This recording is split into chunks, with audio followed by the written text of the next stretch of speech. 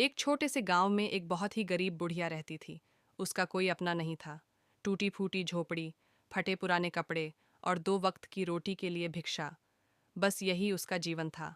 लेकिन उसके पास एक अनमोल धन था, अटूट श्रद्धा और भगवान विष्णु के प्रति सच्ची भक्ति। हर सुबह वह स्नान कर अपनी झोपड़ी के कोने में बने छोटे से मिट्टी के मंदिर में दीपक जलाती, तुलसी जल चढ़ाती और हाथ जोड़कर है कि हे नारायण, मेरे पास आपको देने के लिए कुछ नहीं है, बस मेरा सच्चा मन स्वीकार कर लीजिए। एक वर्ष गांव में भयंकर वर्षा और अकाल पड़ा। कई दिनों तक बुढ़िया को भिक्षा नहीं मिली। घर में अन्न का एक दाना भी नहीं बचा। एक दिन बड़ी कठिनाई से उसे एक सूखी रोटी मिली। उसने सोचा, पहले भगवान को भोग लगाऊंगी, फिर स्वयं खाऊंगी। जैसे ही वह रोटी भगवान को अर्पित करने लगी, तभी दरवाजे पर दस्तक हुई। दरवाजे पर एक वृद्ध साधु खड़ा था। वास्तव में वह साधु कोई और नहीं, स्वयं भगवान विष्णु थे, जो उसकी परीक्षा लेने आए थे। साधु ने विनम्र स्वर में कहा, माँ, मैं कई दिनों से भूखा हूँ, क्या मुझे थोड़ा भोजन मिलेगा?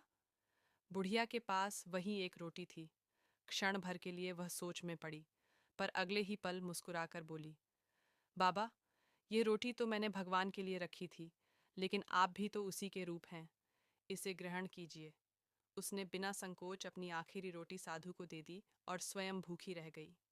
साधु ने रोटी खाई और प्रसन्न होकर बोले, माँ, क्या तुम जानती हो कि तुमने किसे भोजन कराया है?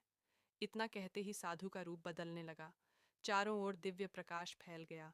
सामने शंख, चक्र, गदा और पद्म धारण किए स्वयं भगवान विष्णु प्रकट हो गए।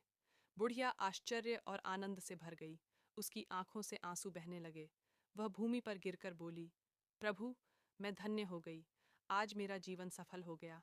भगवान विष्णु ने स्नेहपूर्वक कहा, माँ, तुम्हारी निस्वार्थ भक्ति और दया से मैं अत्यंत प्रसन्न हूँ। तुमने अपनी भूख की चिंता न कर मेरे रूप में आए अतिथि को भोजन दिया। यही सच्ची पूजा है। जैसे ही भगवान ने आशीर्वाद दिया, बुढ़िया की टूटी झोपड़ी सुंदर घर में बदल गई।